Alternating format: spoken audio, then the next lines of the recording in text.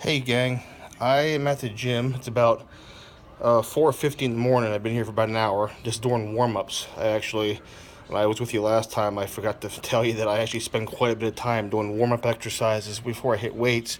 I always did weights first because I was always a weightlifter, bodybuilder. I was actually ranked third in the state of Minnesota in 1995 in my weight class in division when I competed in the Gopher State bodybuilding competition. My passion has always been bodybuilding, but because of my recent health issues, I've been focused more on the aerobics of this all. So I came here to the gym at 4:15 or so, 4:10, and I started to do some elliptical cycle work. It's been half an hour, ran about 3.6 miles or so on that, just to get blood in my system. I'm not going to do squats. Now, I've done squats before. I did them heavy. I showed you how to do a 500-pound squat. But there's actually a different way of doing these because your body has two different kind of muscle fibers in them. You have your fast twitch muscle fibers, the white ones, and you have your red ones, which are the slow twitch ones. You have fast twitch and slow twitch. Whenever you do weightlifting, the way most guys do it, I call them weight throwers because that's what they are. They're not weight lifters, they're weight throwers. They come here and try to be Hulkamania and throw weight around, but they're not really hitting the muscle fiber every step of the way.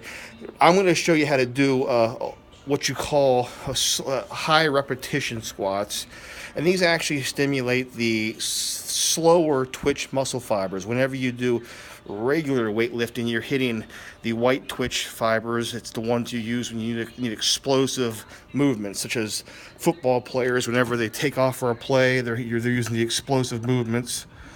The slow twitch ones are the ones you do whenever you use aerobic exercises, such as running, distance running. You're actually trying to keep the muscles moving slower, but at a constant speed for a long period of time. People say that weightlifting is actually anaerobic exercise, which it is. It's anaerobic. You can hold your breath and probably do 10 reps on say a bench press or a squat. But what we're going to do now is make the anaerobic into aerobic. I'm going to show you how to take weightlifting. You're actually going to do weightlifting, stimulate the muscle, but you're going to do it over a long period of time. I'm going to try to do as many as I possibly can. And the weight I'm going to be using this morning is going to be 225 pounds. This, again, the bar is 45 pounds. Why it's 45, I have absolutely no idea because some moron could have made it 50 pounds. They made it 45. And the plates, likewise, are 45 pounds a piece. Why they're not 50 pounds, who knows? Someone in history said, hey, make them 45, even though it doesn't translate to any other kilos or any other kind of weight logically. It's just 45-pound weight. So you have two 45 pounds. It's 90 pounds this side, 90 pounds this side, and the bar is 45. So 90, 180, plus the bar is 225 pounds. I'm going to try to hit as many of these as I can possibly get. I'm not going to guarantee. I used to be able to do 40 of these, no problem. 40. I doubt I'll get that today, but I'm going to try. I'm just going to show you how to take aerobic exercises and incorporate that in with your weightlifting training. So here, I'm going to mount you between two plates. I got my belt on, by the way. I'll show you how I look. I have a belt on for safety precautions. I'm on my waist. That helps hold my guts in so you don't get a hernia. Also stabilizes your spinal column somewhat so you don't hurt yourself there. Because a squat, again, you're dealing with the back movement. You don't want to injure yourself on squats. I showed you the other day how to do a deadlift.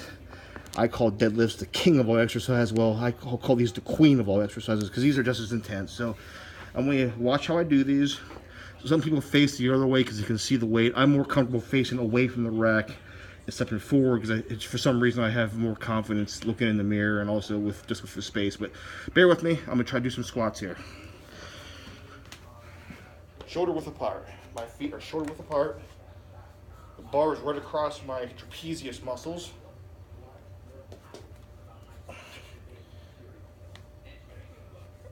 And I'm going to bend at the quads and the legs, not my back.